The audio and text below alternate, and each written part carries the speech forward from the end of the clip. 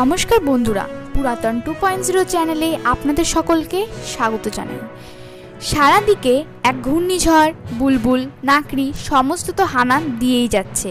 এর মধ্যেই ইন্দোনেশিয়ায় কিন্তু ঘটে গেল এক ভয়াবহ ভূমিকম্প, যার জেরে জারি করা হলো সুনামি সতর্কতা। 7.4 মাত্রায় ঘটে গেল এই ভূমিকম্প। বৃহস্পতিবার স্থানীয় সময় রাত 11:17 উত্তর মালাকু প্রদেশে এই ভূমিকম্প আঘাত হানে। এর ফলে কিন্তু সুনামির আশঙ্কা তৈরি হয়েছে। জার্মান ভিত্তিক আন্তর্জাতিক সংবাদ মাধ্যম ডয়েচে ভেলের এক প্রতিবেদনে বলা হয়েছে, ভূমিকম্পের উৎসস্থল কিন্তু ছিল টেরোনাতে উপকূলীয় শহর থেকে 138 কিলোমিটার উত্তর পশ্চিমাঞ্চলে মালাকু সমুদ্রে। তবে এখনও কোনো হতাহতের খবর জানা যায়নি। টেরোনাতে এলাকায় ভূমিকম্পের সময় তীব্র কম্পন অনুভূত হয়েছে, যে সময় ঘুমিয়ে থাকা লোকজনের মধ্যে আতঙ্ক ছড়িয়ে পড়লে তারা বাড়িঘর থেকে রাস্তায় বেরিয়ে আসে। ইন্দোনেশিয়ার আবহাওয়া ও জলবায়ু বিষয়ক সংস্থা স্থানীয় সময় শুক্রবার লোকজনকে সমুদ্র সৈকত থেকে দূরে অবস্থানের জন্য সতর্ক করেছে।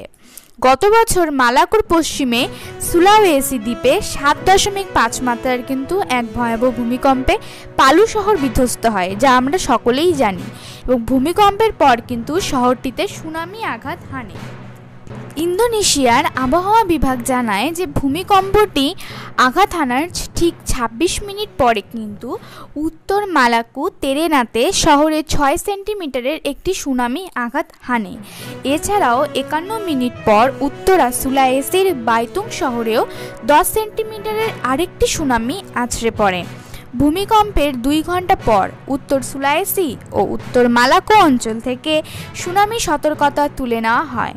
এসব অঞ্চলের অধিবাসীদের পুনরায় ঘরে ফেরার পরামর্শ দেওয়া হয়েছে। জাতীয় দুর্যোগ সংস্থা জানায়, ভূমিকম্পের ফলে কোনো ক্ষয়ক্ষতি হয়েছে কিনা এ ব্যাপারে এখনও তারা তথ্য সংগ্রহের চেষ্টা চালাচ্ছে। কিন্তু সুলাওয়েসি দ্বীপেও কিন্তু বড়সড় কম্পনের প্রভাব পড়েছে বলেই জানা গিয়েছে। বাড়িঘর রীতিমতো কেঁপে উঠেছিল বলেও জানা গিয়েছে। স্থানীয় বাসিন্দারা জানিয়েছে, বেশ কিছুক্ষণ স্থায়ী হয় ওই কম্পন, পরেও কম্পন অনুভূত হয়েছে, তবে তার তীব্রতা অনেক কম ছিল বলেই জানিয়েছেন তারা। অনেক বাসিন্দা টুইটারেও তাদের অভিজ্ঞতার কথা লিখেছেন। গত জুন মাসে বড়সড় ভূমিকম্পে কেঁপে উঠেছিল ইন্দোনেশিয়ার মালাকু দ্বীপ। আতঙ্কে বাসিন্দারা নেমে পড়েন রাস্তায়, তবে সেক্ষেত্রে সুনামির কোনো সতর্কবার্তা জারি হয়নি। রিক্টার স্কেলে কম্পনের মাত্রা ছিল 7.3। উৎসস্থল ছিল ভূপৃষ্ঠ থেকে 10 কিলোমিটার কিন্তু গভীরে। গত বছর ইন্দোনেশিয়ার পালুতে সুলাওয়েসি আইল্যান্ডে 7.5 মাত্রারই কম্পন হয়, সঙ্গে ছিল কিন্তু সুনামি। সেখানে 2200 মানুষের মৃত্যু হয়, অনেকেই কিন্তু নিখোঁজ হয়ে যান।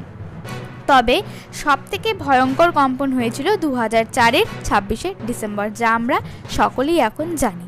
কম্পনের মাত্রা ছিল 9.1।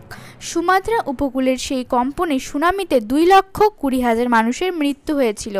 এর মধ্যে শুধু ইন্দোনেশিয়াতেই মৃত্যু হয় 1,70,000 মানুষের।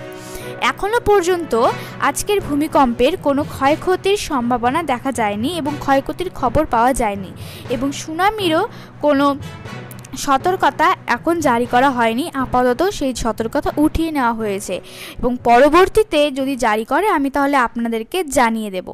তাই বন্ধুরা, সকলকে জানিয়ে ভিডিওটি শেয়ার করে সকলকে সতর্ক করে দিন, এবং চ্যানেলে নতুন হয়ে থাকলে অবশ্যই চ্যানেলটি সাবস্ক্রাইব করবেন, এবং ভিডিওটি যদি একটু হেল্পফুল বলে মনে হয় তাহলে অবশ্যই একটি লাইক করবেন।